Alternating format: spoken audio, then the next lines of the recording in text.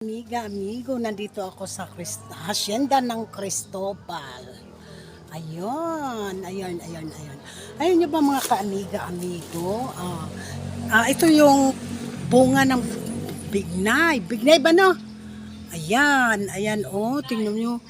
Bunga ng bignay, ang dami ng bunga. Diyos ko, day.